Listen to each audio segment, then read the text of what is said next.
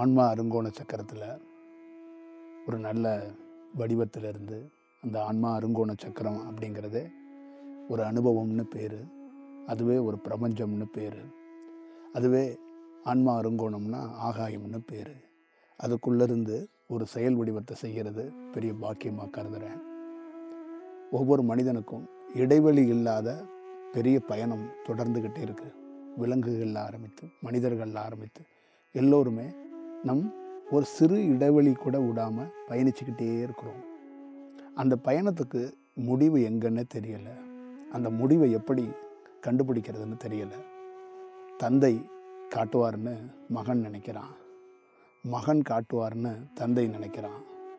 அந்த மாதிரி ஒவ்வொருத்தருக்குள்ளே யாராவது ஒருத்தர் காட்டிட மாட்டாங்களான்னு. சரி, குடும்பத்தில் உள்ளவங்க தான் காட்டலை, வெளியில் இருக்கிற பொது வாழ்க்கையில் இருக்கிற தலைவன் காட்டுவான். பொது வாழ்க்கையில் இருக்கிற சில முக்கியமாக பெரிய பெரிய நபர்கள்னு சொல்லக்கூடிய உயர்ந்தவங்க காட்டுவாங்கன்னு பார்க்குறாங்க. அங்கேருந்தும் வரப்படலை.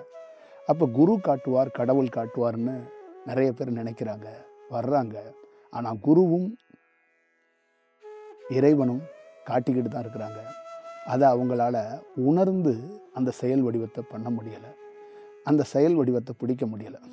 இந்த இடைவெளி இல்லாத பயணத்துக்கு ஒரு முடிவு எங்கே கிடைக்குன்னா மௌனம். மௌனத்தால் மிகப்பெரிய புரட்சியை செஞ்சிட முடியும். சுவாசத்தால் எப்படி ஒரு புரட்சியை செஞ்சு அதுக்குள்ள சிவமாகவே மாறின எத்தனையோ யோகிகள் இருக்காங்க. அது மாதிரி இந்த மௌனம் என்பது ஒரு மனிதனை மிக வலிமையாக மாற்றும். மௌனம் என்பது ஒரு மனிதனை தன்னை யாருன்னே புரிய வைக்கும். ஒரு செல்ஃப் ரியலைசேஷன் பண்ணுறதுக்கான ஒரு வாய்ப்பை உருவாக்கும். அதனால தான் இடைவெளி இல்லாத இந்த பயணத்தில் மாதத்தில் 2 நாளோ 1 நாளோ இல்லை வருடத்தில் ஒரு 10 நாளோ மௌனம் இருக்கணும். அந்த மௌனம் என்பது சடங்கு சம்பிரதாயம் மாதிரி, நம்ம முன்னோர்களுக்கு இறந்தது மாதிரி ஒவ்வொரு ஆசிரமத்துகளையும் நிறைய குருமார்கள் என்ன பண்ணிட்டாங்கன்னா, மௌனமாக நீங்கள் வாயை மூடிக்கிட்டு இறைவனை நினச்சிக்கிட்டு உட்காந்துங்கன்ட்டாங்க. மௌனம் வாயால் இருக்கப்படுகிறது. வாயை இறுக்கி மூடிக்கொண்டு இருப்பது பேர் மௌனம் அல்ல. மௌனம் யார் இருக்கணும்னா, உடலில் மனம் இருக்கணும், வாய் இருக்கக்கூடாது. மௌனம் என்பது மனதை ஒருவன் நிறுத்தணும். மனதுக்கிட்ட தான் மௌனமாக இருக்க வைக்கிறதுக்கு ஒருத்தன் ட்ரை பண்ணணும்.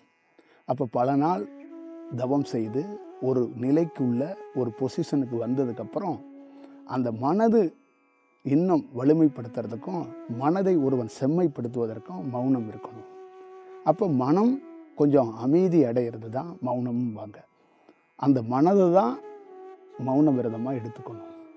அப்போ மனம் மௌன விரதம் இருக்கிறதுக்கு என்னென்ன வழி இருக்குமோ அதை ஒவ்வொருத்தரும் மேற்கொள்ளணும்.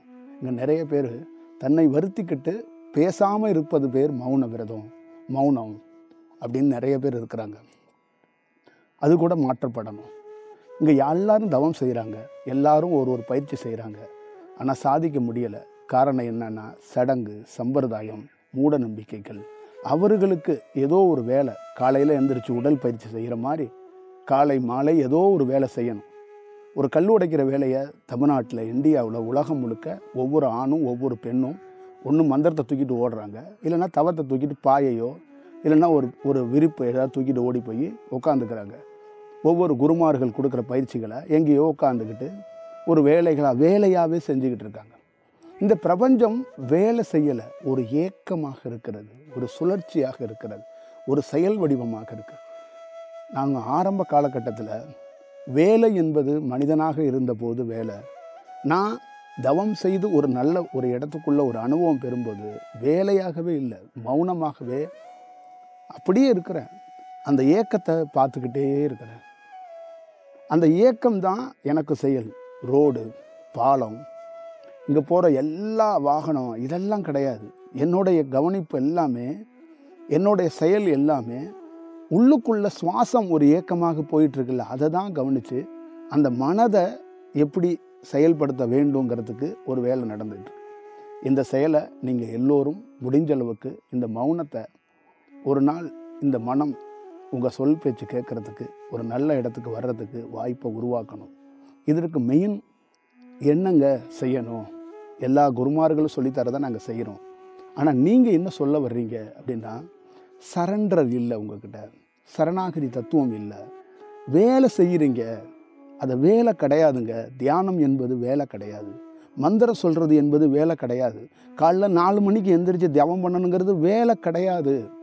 நீங்கள் பரபரப்பான இருக்கிற உலகத்துக்குள்ளே, பரபரப்பான இருக்கிற வீட்டு சூழலில் வேலை செய்கிறீங்க. வேலை செய்யாதீங்க. சரண்டர் அடைங்க. 20 நிமிஷம் நான் இல்லை இன்னும், நீ தான் எல்லாம் அப்படின்னு உங்களை ஒப்படைக்கிறது தான் சரண்டர். அதுதான் சரணாகதி. அந்த சரணாகதியை ஒருவன் தெளிவாக செய்கிறானோ அவன் வாழ்க்கை மாறப்படும். அவனுக்கு ஒரு புது வெளிச்சம் இருக்கும். நான் பல நாள் சூரிய வெளிச்சத்தை, சூரிய செயலை, சூரிய நமஸ்காரத்தை வெளியில் பண்ணியிருக்கிறேன். இன்றைக்கி என்னுடைய தியான வளர்ச்சியில் சூரியனை உள்ளே பார்த்துக்கிட்டு இருக்கேன். சூரிய நமஸ்காரத்தை, சூரிய உதயத்தை நான் உள்ளேருந்து தரிசிக்கிறேன். இந்த வாய்ப்பை நீங்கள் பெறணும்னா ஒரு நல்ல செயலை உருவாக்கி கொள்ளுங்கள். நல்ல செயலோடு சந்திப்போம். நன்றி, வணக்கம்.